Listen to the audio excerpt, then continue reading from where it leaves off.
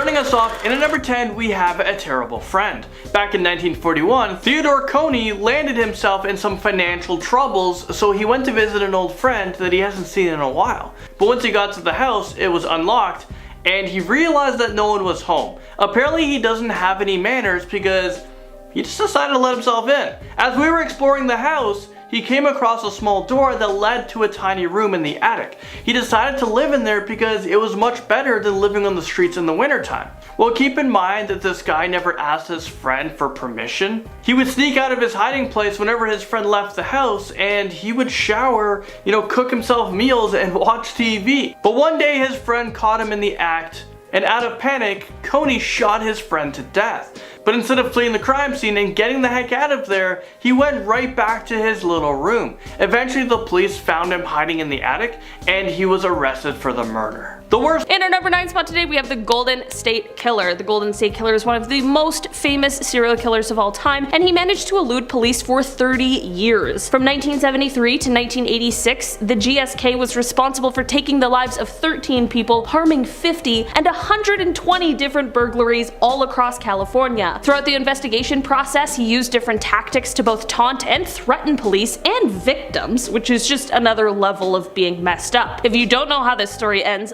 buckle up though, because it is wild. So you know those like family DNA tests like 23andMe where you send in your DNA and then they send you back your genealogy? Well, basically these kinds of services helped identify who the real Golden State Killer was. In 2018, when Detective Paul Holes and FBI lawyer Steve Kramer uploaded the Golden State Killer DNA profile, which they were able to obtain from the crime scenes, to the website GED Match, they were able to find 10 to 20 people who had the same great-great-great-grandparents as this DNA match. From there, a genealogist made a large family tree, and then they were able to single out 2 main suspects. After covertly collecting DNA samples from one of the suspects and comparing them to the crime scene DNA, they were finally able to arrest Joseph James D'Angelo, who is the Golden State Killer. After decades of waiting, the victims of his crimes were finally able to see justice served, as he was sentenced to 12 life sentences plus 8 years. He was spared the death penalty because he admitted to numerous crimes he had perpetrated, some of which he wasn't even being charged for. He is now 75 years old and will definitely spend the rest of his life in prison. In our number 8 spot today, we have David Berkowitz. David Berkowitz, or the Son of Sam, is an American serial killer who terrorized New York from July of 1976 to July of 1977. He took the lives of 6 people and wounded 7 others, all while eluding the biggest manhunt in New York City history. He was one of those arrogant ones who leaves like little notes for the police promising to do it again, but his arrogant self was caught for his crimes, and he was arrested on August 10th, 1977 and was indicted for his crimes. He confessed to all of them and claimed that he was just obeying the orders of a demon that had manifested itself in the form of a dog that belonged to his neighbor. He was found mentally competent to stand trial, and he pleaded guilty to his crimes, which left him sentenced to 6 consecutive life sentences. He later admitted to making up the dog story, which yeah, duh, but he did say that he was a member of a violent satanic cult and his crimes were committed as a part of that. These claims were investigated, but no one has ever been able to confirm or deny them. In our number 7 spot today, we have Tex Watson. Tex Watson was one of the central members of the Manson family, which was led by Charles Manson, and he was a willing participant for the horrible Tate and LaBianca crimes that took place on August 9th and 10th, 1969. In October of 1969, Tex knew his arrest was coming, so he fled to his home state of Texas, but was later arrested and extradited back to California. Once he was in California, he refused to talk or eat and ended up losing 55 pounds, which got him sent to get tested to see if he was fit to stand trial, which he was. In 1971, he was convicted on 7 counts of first-degree unalive and 1 count of conspiracy to commit unalive. He originally received a death sentence, but it ended up being commuted to life in prison. Get this, you guys, though, he was able to release a book while in prison, and he got married, and through conjugal visits, he was able to have 4 children. 4 children. But thankfully in 1996 they banned those kinds of visits for people serving life in prison, and in 2003 he got divorced because his wife had met someone else.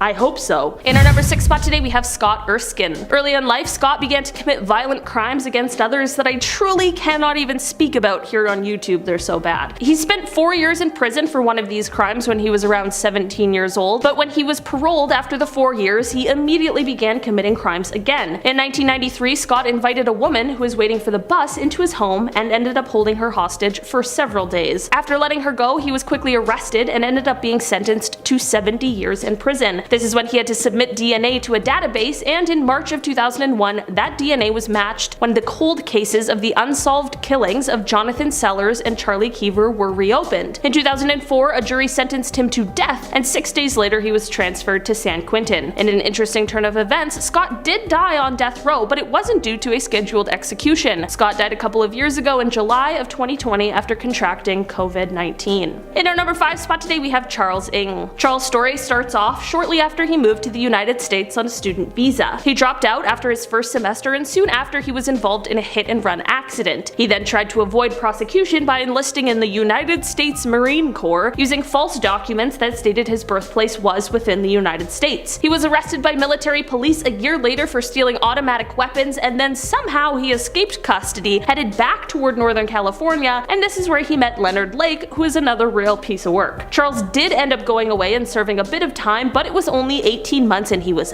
back with Leonard, and that is when the two started their crime spree. It is believed that together the pair took the lives of somewhere from 11 to 25 different people. When Leonard was caught and brought in for questioning, he sneakily took a cyanide pill he had hidden in his jacket and took his own life, but Charles ended up standing trial. He was convicted for 11 of the killings, and he remains on death row at San Quentin. In our number 4 spot today, we have Shawn Great. Shawn is a serial killer who committed a series of crimes from 2006 until he was apprehended in 2016. Throughout his decade of criminal activity, it is thought that he took the lives of at least 5 people. So basically, his story is a little confusing, but in September of 2016, Shawn was arrested and later indicted for 2 killings as well as a kidnapping and harming a woman whose 911 call actually led to his arrest. At the same time, in another county next door, he was also being charged with 2 other deaths as well as another one from all the way back in 2016. This final count from all of those years ago was actually an unsolved Jane Doe case who had been unidentified for 12 years. When Shawn confessed to this crime, he wasn't even sure who she was, he just said he believed her name was Dana. On May 7th, 2018, Shawn was convicted on 2 of the counts, and on March 1st, 2019, he pleaded guilty to 2 of the others, and on September 11th, 2019, he pleaded guilty to the additional count. In the end, he was sentenced to death and has remained on death row since that final plea and sentencing, and he is currently scheduled to be executed in 2025. In our number 3 spot today, we have the Zodiac Killer. This one had to make it on this list because while there are a plethora of terrifying people on this list, nothing is as terrifying as an uncaught serial killer, and the Zodiac is definitely the most prolific of them all. The Zodiac Killer took the lives of 5 people in the San Francisco Bay Area between 1968 and October of 1969. He was most known for targeting young couples or a lone male cab driver. Despite 2 people luckily and thankfully escaping his attempted evil doings, he has still never been caught. While no one has heard from the Zodiac since 1974, the case remains active in many different counties, and maybe one day we'll finally know who the real Zodiac is. In our number 2 spot today, we have Dale Hausner and Samuel Dietman. Known as the serial shooters, the crimes these guys committed are definitely on the list of fears I have, which I'm pretty sure spawned from a Criminal Minds episode. These 2 were actively committing these crimes between May of 2005 and August of 2006. Basically, they were arsonists who would randomly set fire to objects, but they would also drive around and commit random drive-by shootings. That's the really scary part. The fire thing is also bad, don't get me wrong. There's just something about completely random violence that absolutely terrifies me. In the end, a series of tips is what led investigators to identify the perpetrators of these horrible crimes. In particular, one from a friend of Samuel who explained that Sam had actually confessed to some of the killings one night while drinking. In Dale's trial, he was found guilty of 80 out of the 87 felony charges that were brought forth, and that was all in one single trial. In the end, he was sentenced to death 6 times, and his brother, who was later found out to have assisted in some of the crimes, was sentenced to 25 years. Samuel was sentenced to life in prison without the possibility of parole. hole. In our number 1 spot today, we have the Doodler. While this nickname sounds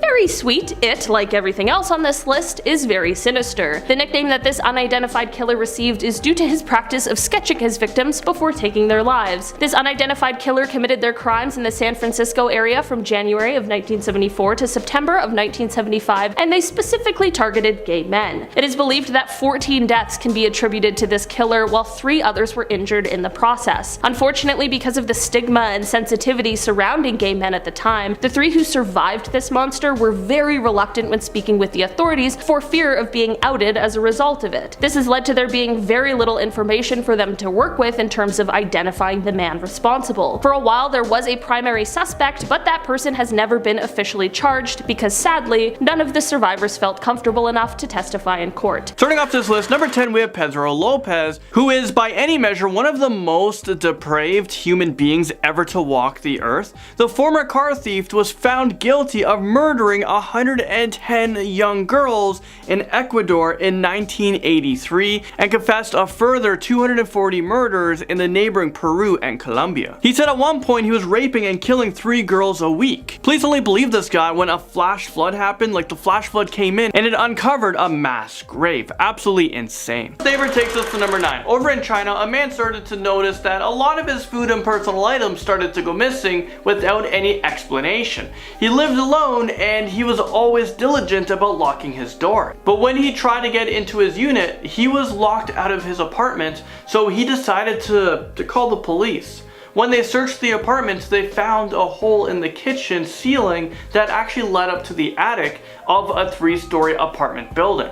Inside of the attic, they found a homeless person who has been sneaking into people's apartments, and he would do this to try to steal money and cook for himself. In total, this guy actually managed to steal $320, but I bet he was able to feed himself delicious meals for a very long time. The stranger who claimed she got permission to live in his attic brings us to number 8. A man named Davis Wallman had no idea what he would uncover when he went to his attic one day. He went up there to investigate a bunch of weird noises, but to his surprise, the door to his own attic was locked.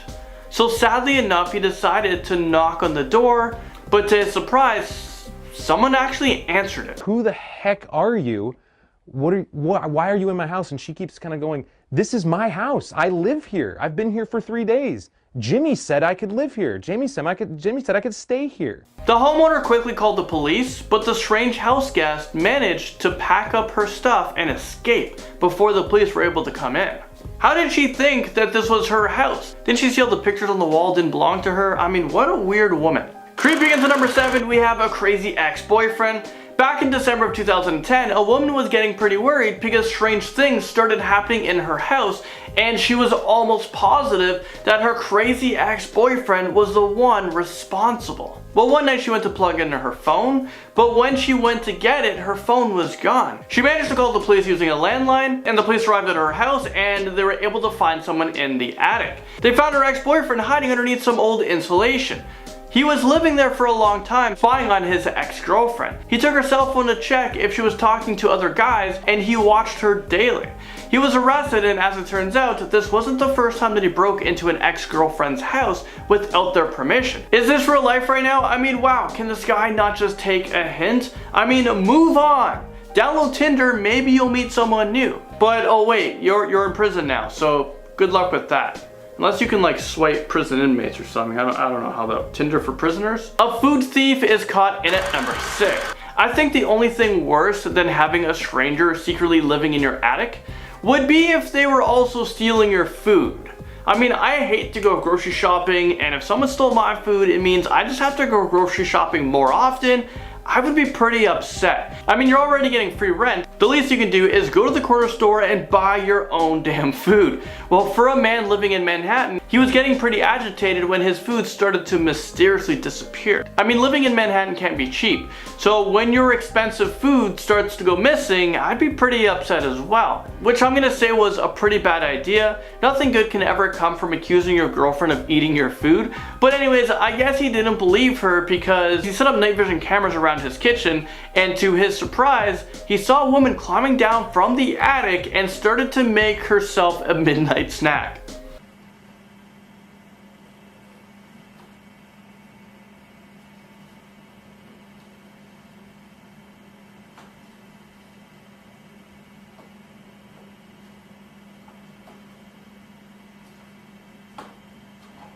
It's unclear how she managed to get inside, but apparently she's been living there for more than 2 weeks. The opposite of Santa Claus comes in at number 5. A family from Pennsylvania noticed that some of their Christmas presents started to go missing on Christmas Eve. They also heard strange noises coming from the attic, and they really believed that someone had broken into their house. They decided to call the police, but they couldn't find anything. On the following day, the family found footprints in the closet of one of the bedrooms that led to the attic. They called the police again. By this time, they brought a dog with them. That's when they found a man living in the attic. Apparently, he used to be a tenant that lived in the other part of the duplex, but he was kicked out, but I guess he moved back in. So instead of leaving and moving on with his life, he moved his things upstairs. Well, he was convicted and sentenced to 23 months in jail, but at least now he is getting rent-free and free food, right? Number 4 takes us to a man who lived in a family's attic, and he snuck into a 14-year-old girl's room at night. I mean, this sounds like every parent's worst nightmare coming true. A man from Tennessee was secretly living in a family's attic, and he would visit their 14-year-old daughter at night. It's just so creepy. Apparently the two of them planned on running away together, but in the meantime, they thought it would be best if he just squatted in the attic while she went to high school. Well, one night the mother was shocked when she saw the man standing at the top of the stairs looking down at her. He quickly ran to the daughter's room and went up to his small home in the attic, but it was too late. The mother called the police and he was arrested for aggravated criminal trespassing. It sounds like this 14-year-old needs to be taught a lesson about picking boyfriends, because he definitely doesn't sound like a keeper. An unwanted house guest is up next at number 3. Do you ever wonder what really happens in your house when you're not there? Well, for one woman, she found out the hard way when she called in sick to work and she was home all day with a stranger who was watching her every move. The day went by without anything out of the ordinary, but around 7 p.m., when she went in for a bath, she looked up towards the ceiling and saw that the crawl space to the attic was open, and she saw that someone had been watching her from the attic. Apparently this creeper has been living in her house for the past 6 months. I don't want to terrify you, but if you ever feel like someone is watching you, chances are you're probably right. A new homeowner breaks into our list at number 2. I've heard of squatters and we've seen people living in strangers' attic, but this next story takes the cake. When a man returned home from vacation, he would never thought that he would come home and find strangers have taken over his entire house. When he got home, he saw a strange dog in his backyard, and then out of nowhere, he heard a baby crying inside of his house. He doesn't have a baby. As he went from room to room, he noticed that things had been moved around. He heard people in the house, so he went outside and immediately called 911. When they knocked on the door, a strange woman answered. She was wearing his wife's clothes and acted like she owned the place. The uninvited house guest was later arrested and charged with burglary, neglect of a child, and petty larceny. And guess what? This isn't the first time that something like this has ever happened. Apparently the police get a ton of phone calls about people returning from vacation only to find out that strangers are now living in their house. The ex-boyfriend who just won't quit comes in at number 1. A single mother of 5 lived in a house over in South Carolina. By the end of 2012, she started to notice weird noise coming from her attic and nails were popping out of the ceiling. She went to the attic to investigate, but she wasn't able to find anything, out of the ordinary. She still had a pit in the bottom of her stomach and she just knew that something wasn't right.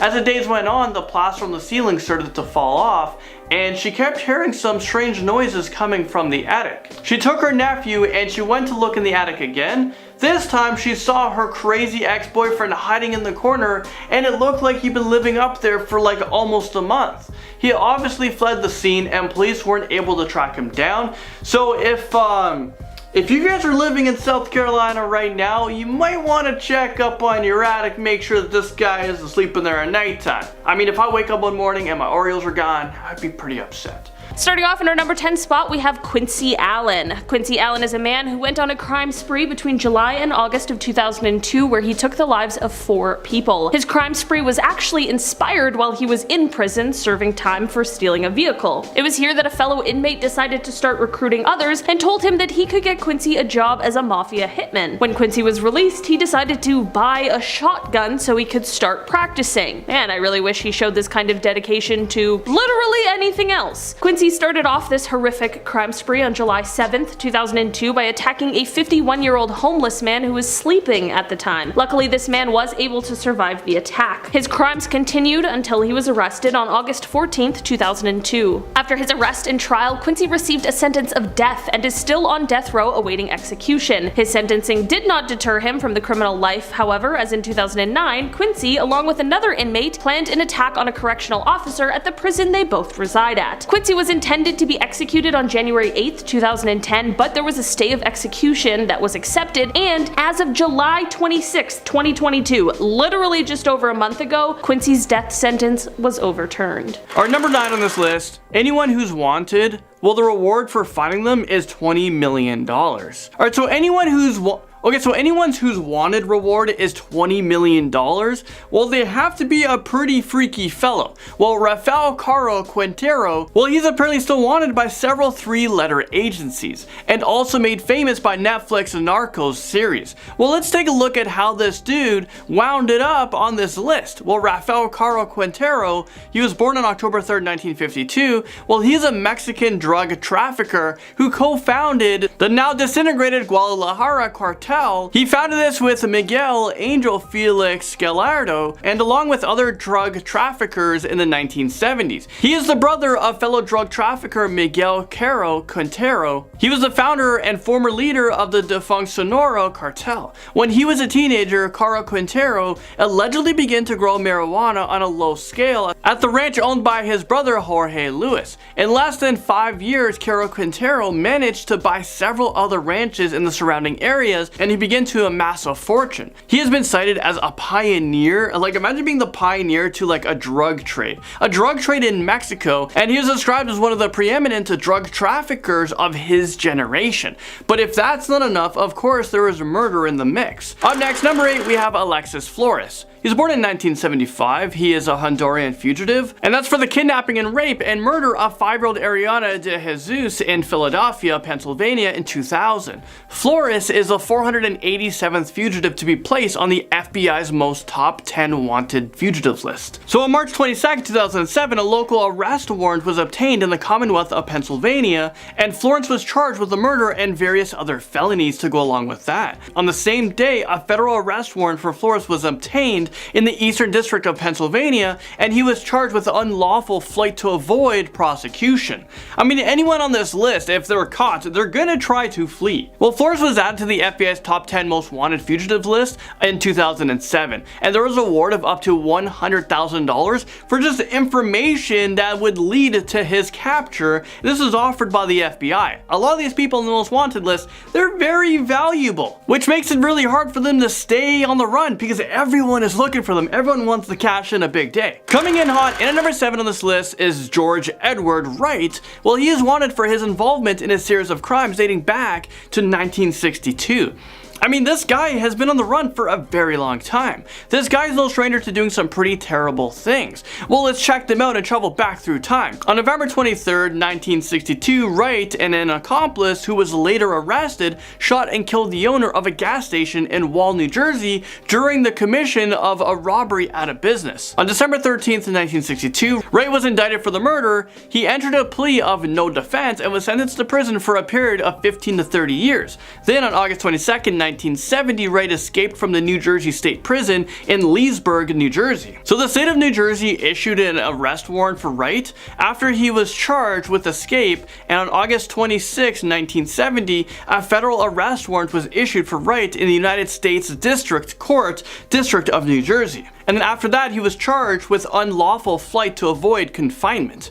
Anyone who escapes from prison is an automatic red flag criminal. And number 6, we're bringing you a pretty intense story about domestic terrorism and one slippery member of a domestic terrorist group that got away. Josephine Sunshine Overacre, an American citizen believed to be either 43 or 46 years old. I mean, why do we even care? Well, they fled to Europe in the late 2001s. Overacre faces 19 felony charges charges: conspiracy to commit arson and destruction of an energy facility, attempted arson, and arson in the District of Oregon. Also in the Western District of Washington and the District of Colorado. This person just wanted to go everywhere, just light everything up. In 2004, the FBI merged 7 independent investigators from its Portland, Oregon field office, and they called them Operation Backfire. According to an agency statement, the operational focus is on investigating acts of domestic terrorism carried out on behalf of 2 activist groups. So she was suspected of at least 25 domestic terrorism acts, including the $26 million firebombing of a Vail ski resort in Colorado in 1999. And then she was arrested in Cuba in 2018, and right now in 2020, she's somewhere out there. We have no idea where. Okay, so right now we're halfway through this list. This next gem of a monster is still on the loose, and the reason behind it is still gut-wrenching. Yasser Abdel Saeed, born in 1957, is a fugitive of the FBI's 10 most wanted fugitives list, an Egyptian resident of the United States, so he could be living amongst you guys. I know a lot of you guys are from the States. Well, he is wanted for the murder of his 2 teenage daughters in Irving, Texas. Saeed, who was very controlling over his family, was believed to have felt that his daughter, Amania, and Sarah dishonored the family by refusing to adhere to the standards to the traditional Egyptian culture behavior. So he killed his daughters because of their behavior, but their behavior wasn't abnormal. He was very controlling. All right, from there, let's move on. Number 4. Okay, so this next one has an unexpected twist, so I just had to add it in. We're talking about Mark Stephen Bauman. He allegedly sexually assaulted a 7-year-old girl during a 6-month period in 2002, and this according to the Texas authorities. He is on the list of the 10 most wanted sex offenders in the States, and he is thought to be in Mexico right now, but I mean, we haven't found this person, so we don't actually know his whereabouts. Well, Bauman was known to have ties to Mexico, Guatemala, Honduras, and Colombia. In 2007, a probation violation of an original offense, aggravated sexual assault of a child warrant, was issued by the Travis County Sheriff's Office for his arrest. Additional warrants were also issued for Bauman's arrest in 2007 by the Austin Police Department for possession of child pornography, improper photography, and failure to comply with sex offender registration requirements. While the U.S. Marshal have also issued a warrant for Bauman's arrest for unlawful flight to avoid prosecution. I mean, I think we can put this on everyone. We can say that everyone tried to avoid prosecution because a lot of these guys are wanted for some pretty horrible things, and when they're captured, well, they're gone away for life anyway, so what are they going to lose? All right, in at number 3, we have a guy who's been out there on the loose for the past 44 years, and that's as of February of 2020. Well, there is a prolific killer on the loose. Former State Department Foreign Service Officer William Bradford Bishop. He murdered his whole family in Bethesda and then suddenly just disappeared. This is a killer mastermind. Investigators said on March 1st, 1976, Bishop told his boss that he was sick. Well, he went into Sears at Montgomery Mall. He bought a sledgehammer and a gas can. He fueled up the station wagon, got a shovel and pitchfork at the Bethesda hardware store, went home, killed his wife, then his 3 sons, and then his mother. He took the hammer that he bought and beat her over the head and killed her in just the most terrible way that you can think of. So first this guy killed his wife, and then he killed his kids who were getting ready for bed. They were in pajamas, and the blood splatter that he left behind shows him going to the back of his house, and that's where he killed his own mother. And then he drove south to North Carolina, dumped the bodies in a grave he dug, and set them on fire, and then drove to the Great Smoky Mountains and then vanished. Next up on this list, number 2, I mean, I have to include this on this list. A lot of people will find this humorous, but this is a pretty serious deal. So for all you cool cats and kittens out there, you know where I'm going with this one. We're talking about Carole Baskin. Well, Carole Baskin, we know where she is. She's at Joe's zoo because she just overtook his zoo. I'm pretty sure she is now the proud owner of his zoo while he's in jail with, I'm pretty sure, with the virus. And I hope Trump is able to do one thing good and get him out of prison. Well, in this one, in the number 2, we're talking about Carole Baskin's husband. I mean, where is he? I know in the show, in the Netflix documentary, they were kidding about maybe feeding him, like the possibility of feeding him to a tiger. Well, it seems fairly plausible because there is no way that this guy just packed up and left town. Is Carole Baskin a murderer? Do we have the wrong person in jail? I think Joe and Carole Baskin, and a lot of people, I'm sure millions of people can agree with this, I think they should switch places because I'm pretty sure she murdered her husband, unless this guy is a genius, wanted to get away from her, and he just disappeared. So the big question is Carole Baskin's husband still in hiding? Is he going to reappear one day? I don't think so. And finally, number 1, we have Ghislaine Maxwell, the youngest of Elizabeth and Robert Maxwell's 9 children, and he was born in France in 1961. Well, the family lived in an English mansion, and her father was the founder of a media empire and served in Parliament. Maxwell attended one of the UK's most exclusive boarding schools, and then Oxford University. So we're talking about a pretty, rich family background, and someone who's very intelligent. Well, as members of the British High Society, Maxwell mingled with some of the nation's most celebrated families and became friends with Prince Andrew. After Epstein's death in 2019, Ghislaine literally fell off the face of the earth. This month it was reported that lawyers for accusers seeking to file a civil suit against Maxwell have been unable to locate her. This is a very curious case of someone in hiding indeed. I mean, what did they do? What are they hiding from?